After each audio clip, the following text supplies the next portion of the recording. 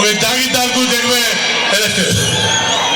ఈరోజు చూసుకుంటే ఇక్కడ మంత్రి మాట్లాడుతున్నాడు, నేను అభివృద్ధి చేశాను చెప్పుకుంటాడు. ఏం అభివృద్ధి చేశాడు అనుకుంటాడు. ఈ మంత్రికి మన ఎలక్షన్లో నామినేషన్ సైన్ చేయలేకపోయిన మంత్రి మన రాజ్యం వెళ్తానని అడుగుతున్నాడు. కలెక్టర్ అర్థం పెట్టుకొని నామినేషన్ రిజెక్ట్ చేశారు పిఆర్ గారు. మళ్ళీ కలెక్టర్ అధికారం చెప్తేస్తూనే ఆడియో భయపడించి మళ్ళీ నామినేషన్ ఒప్పించారు గంటా మంత్రికి. ఆయనకి అసలు మళ్ళీ ప్రేమ లేదు, మన ప్రాంతంలో ప్రేమ లేదు, రైతుల ప్రేమ లేదు, అన్ని రకాల ఇబ్బంది పడుతున్నాం మనం. కానీ సమస్య ఉంది, ఎంప్లాయ్మెంట్ సమస్య ఉంది, రకరకాల సమస్యలు ఉన్నాయి.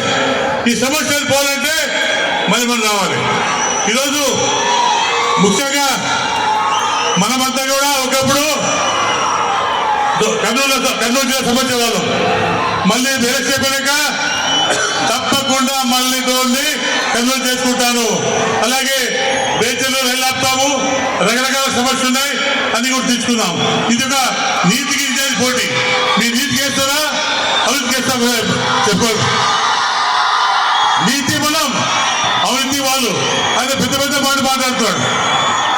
ఒక ఎలక్షన్ లో నామినేషన్ పత్రాలు దాఖలు చేయని మంత్రి మనమే రాజ్యం వెళ్తా ఆడుతున్నాడు. ఇద్దరు దొంగలు దోచుకుంటారు. జగన్మోహన్ అంటే ఈ మన ముగ్గురు అంతే. ఎక్కడి నుంచి ఆడవాళ్ళు పెద్ద ఎత్తున అసంతృప్తిలో ఉన్నారు. మాకు నీళ్ళేపి అదే మేము ఉన్నప్పుడు చేతున్నప్పుడు జీవీ తీసుకొచ్చాం. మేము ఇంతకుముందు డోల్లో సుందర తాగవాళ్ళం. ఈరోజు మంచి తాగుతుంటే కేవలం ఏం చేసే కార్యక్రమాలే. రకరకాల సమస్యలు ఉన్నాయి. ఇంకా మనకు ప్రతి గ్రామాల్లో సమస్య ఉంది, అన్ని రకాల సమస్యలు ఉన్నాయి. రకాల పోలైతే తప్పకుండా మళ్ళీ అంతా తెలుగుదేశం పార్టీ గెలిపించుకోవాల్సి ఉంది. ఒక్కసారి ఆలోచించారు సోదరులారా, పెద్ద ప్రభుత్వం ఎలా ఉన్నాం మనం. ఈరోజు మన పరిస్థితి ఏంటి? దోపిడి దోసుకుంటారు, పోలీసులు భయపడిస్తారు, రకరకాల ఇబ్బంది పెడతారు. మనం చాష్ రైతులు కాపాడుకోవాలి. మనం కరువు ప్రాంతాన్ని రివ్యూ చేసుకోవాలి. రకరకాల సమస్యలో మనం అన్నాడిపోతుంటే ఎందుకు ఓటు అడుగుతున్నాం.